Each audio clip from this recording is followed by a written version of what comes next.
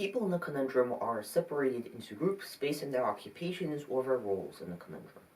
The corporation, the scientists, the puppet master, the media, the politicians, and the voters. When I try to give the most blame to one of the groups, I find that if I look at the conundrum in a different way, I would have to give the blame to another group.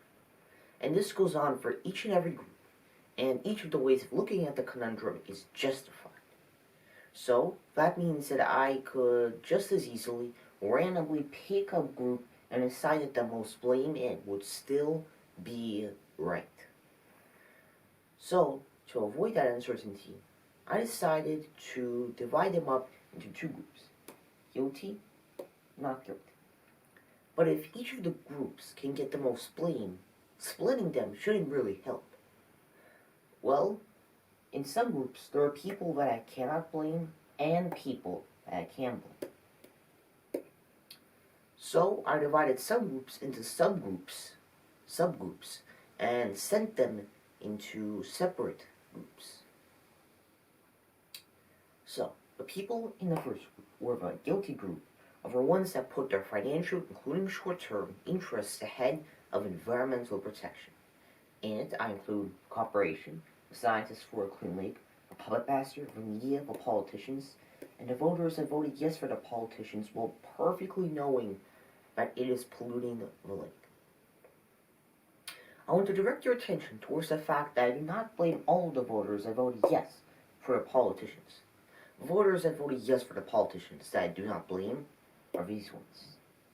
They're the ones who were confused, manipulated, or tricked into voting for the politicians, and they believed that the lake was not being polluted, is not being polluted, and would not be polluted. They were probably naive, not educated well enough, etc. So, I put them into my second group, which brings me to my second group, or the not guilty group. In the not guilty group, or second group, the people in it put environmental protection ahead of their financial interests and understand that their finances depend on the environment's well-being. In it, I include the scientists outside of the Scientists for a Clean Lake group, the voters that voted no for the politicians, and the voters that voted yes for the politicians, but believed that the lake was not being polluted and would not be polluted. One could argue that the scientists outside of the Scientists for a Clean Lake group should not belong in the second group or the not guilty group, as they did not defend their position well enough. They did not speak out enough against the false claims of the Clean Lake group.